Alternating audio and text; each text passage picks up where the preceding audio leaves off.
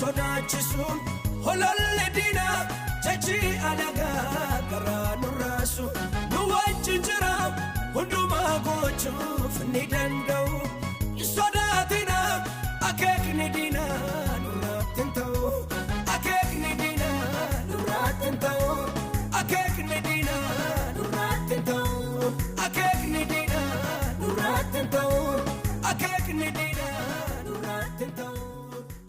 Mata duree Waaqayyo hin dhageessifata jedhu waliin ilaal. Seera lakkoofsaa 22 guutummaa isaa yoo ilaallu nama Bala'aam jedhamu nama Bala'aaq jedhamuun saba Waaqayyo eebbise abaari jedhamee itti waamamu argina.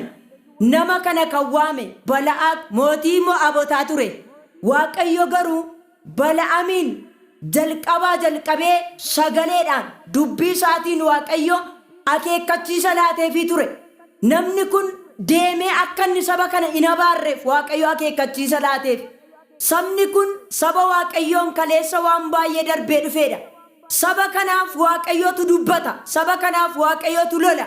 Kanaaf Bala'aamiin Waaqayyo akeekkachiisa guddaa laateefiitu Waaqayyo saban eebbise hin abaartu jedhee gidduu gale. Har'a saba Waaqayyo isa saba isaa abaaruu barbaadu. Isa saba isaatti abaaruudhaaf immoo kallattii itti barbaadu Waaqayyo akeekkachiisa itti laata. Waaqayyo ergi dubbatee booddee Bala'aamiin ka'e. Gaafa Bala'aam ka'u Waaqayyo iddoo sanatti hin dheekkameedha. Waaqayyo Bala'aam ka'uusaa gaafa argu Bala'aam abaarsaaf akka inni ka'e Waaqayyo waan beekuuf dheekkamsa jalqabe. Waaqayyo iddoo sanatti saba gatii guddaa itti baaseef jedhee ergamaa ergee harree Bala'aam yaabbatee deemutti otuu dheekkamu argina. Waaqayyo iddoo sanatti lola guddaa lole. Har'a saba Waaqayyo waan diinni kee kallattii ittiin sitti barbaadu Waaqayyo sirraa hin dheekkama. Waaqayyo harree afaan ishee banee otuu Bala'aamitti dubbattu argina. Maaliif na rakkista? Waaqayyo ergamaa ergee na dura dhaabeera jetteetu harreen Bala'aamitti dubbatte. Bala'aam Bala'aaqiin bira gaafa ga'u ani saba Waaqayyo eebbise attamittiin abaara jedhe. Kanaaf seera lakkoofsaa 24:10 irratti Bala'aam si'a sadaffaa akka inni eebbise Balaaq otuu dubbatu argina. Waaqayyo iddoo sanatti lola guddaa lole. Har'a saba Waaqayyo waan diinni kee kallattii ittiin sitti barbaadu Waaqayyo sirraa hin dheekkama. Waaqayyo hin dheekkama. Saamu'eel isa duraa boqonnaa 7 lakkoofsa 9 kaanee yoo ilaallu Saamu'eeliidhaan Waaqayyo saba kanaaf na kadhadhu jedhee itti dubbatu argina.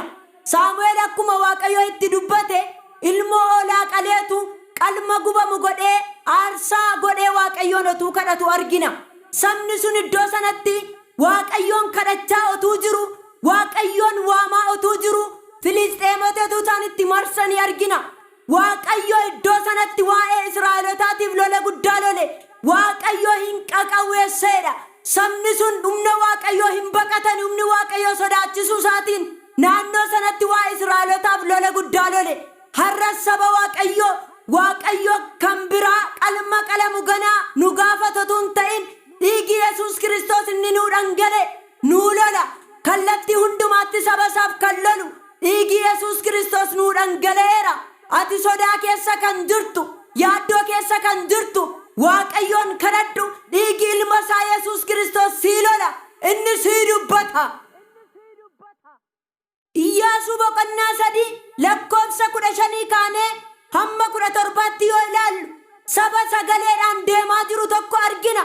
Sabni kun laga Yordaanos jedhamu tokko bira ga'aniitu karaa darbaa dhaban. Lagi sun immoo yeroo sana hin guuta ture. Waqtii lagi sun itti guutu ture. Waaqayyoon kadhachuutti ka'ani. Sabi sun guyyaa 3 lafa onaarra ta'anii Waaqayyoon eeguutti ka'ani.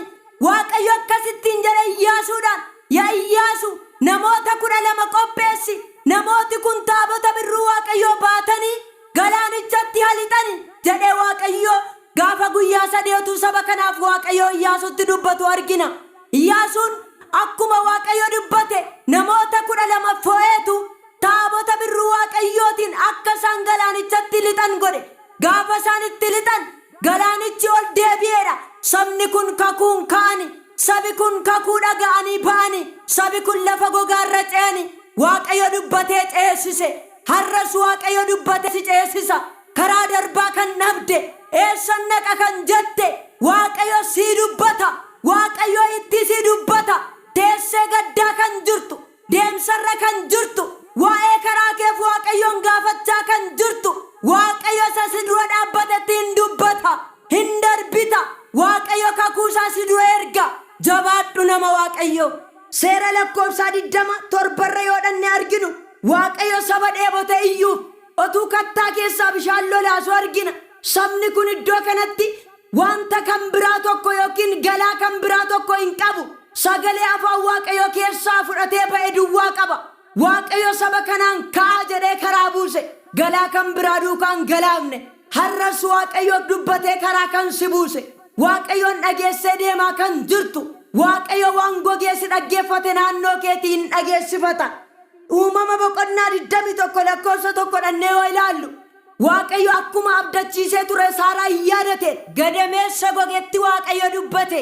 Saaraa yeroo yaadatamte nama waggaa 90 turte. Isheen kakuu baatte. Isheen eebba waaqayyo baatte. Arras nama waaqayyoon eeggataa jirtu. Arras biyyi waaqayyoon eeggataa jirtu. Arras dhalooti waaqayyoon eeggataa jirtu. Waaqayyo si dhageessifata. Waaqayyo itti si dubbata. Waaqayyo hin dhageessifata. Wanta gogaa ta'etti si dubbata waaqayyo. Hojii ergamootaa 12 lakkoofsa 6-10 yoo ilaallu, hidhaa harki namaa hidheef, cufaa harki namaa cufe. Etuu waaqayyo dhageessifatu argina iddoo sanatti. Waaqayyo ergamaa ergeetu Phexrosin ka'i, uffata kee uffadhu, kophee kee kaa'adhu jedheetu inni itti dubbatu argina. Iddoo sanatti ifa guddaatiin guuteedha manitti. Namni sun miidhameera. Namni sun cufaa gidduu jira. Namni sun hidhaa gidduu jira. Waaqayyo ergamaa ergeetu ifa guddaatiin laficha guute. Ifa guddaatiin manicha guute. Akkuma ergamaa waaqayyo dhaqeetti dubbate, Phexros uffata isaa uffatee kophee isaa kaatee hin ba'e. Gaafa ba'u cufaan isa hin dandeenye. Gaafa inni ka'u hidhaan isa hin dandeenye. Waaqayyo irraa harcaasee dabarse.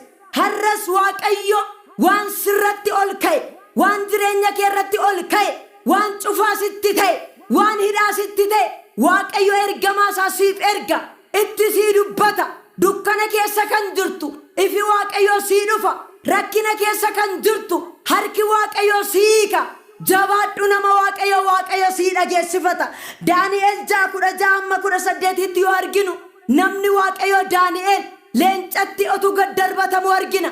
Nama waaqayyoon kadhatuudha. Nama waaqayyoon eeggatuudha. Nama waaqayyoof iddoo qabuudha. Namni kun afaan leencaatti darbatame. Leenca beelaatti darbatame.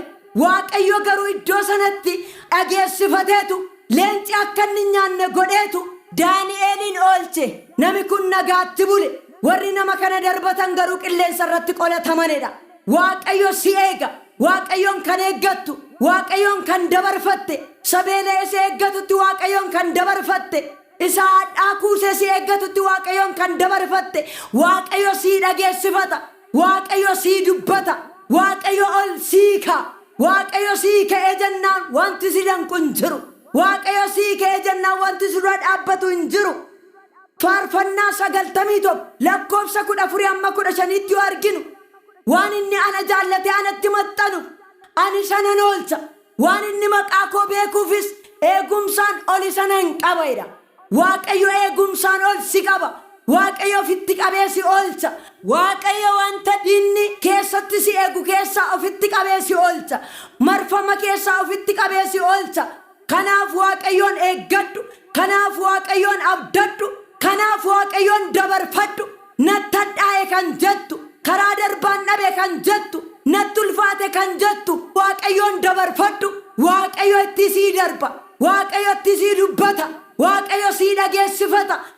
Wangeela Yohaannis boqonnaa 11 lakkoofsa 1 kaanee yoo ilaallu, Alaazaar nami jedhamu nama Yesuus Kiristoosin jaallatu ture. Nama Yesuus Kiristoos isa jaallatu ture. Namni kun hin dhukkubsate. Nama kanaaf jedhaniitu Maariyaamiin Maartaan Yesuus Kiristoosin hin waamu turani. Yesuus Kiristoos garuu yeroo isaan waamanitti hin dhanne. Gaafa inni du'ee gaafa guyyaa 4 Yesuus Kiristoos akka jedhe, kottaa gara Alaazaarin nanna. Alaazaar rafee jira jedheetu Yesuus Kiristoos bartootatti utuu dubbatu argina. Rafee yoo ta'e onkaa jedhanii dubbatani. Garuu Yesuus iddoo sanatti maal jechuu barbaadeeti? Alaazaar akka inni du'e beeka. Alaazaar du'e akka inni guyyaa 4 bule beeka. Wangeela Yohaannis boqonnaa 11:38 irratti Yesuus Kiristoos gara Alaazaar isa du'e guyyaa 4 bule dhaqee utuu kaasu argina. Har'as kan sitti bubbule, yeroon kan sitti fagaate, waamtee furmaata kan dhabde yeroo isaatti hin dhufa. Ol si qaba, si kaasa, waan sirra dhaabate, waan si mudde, waan karaa darbaa si dhowwate hin dhageessifata Waaqayyo. Gooftaan nu wajjin jiru, inni galaana gargaareeru. Karaan keessanii maaliif raafama? Jooni keenya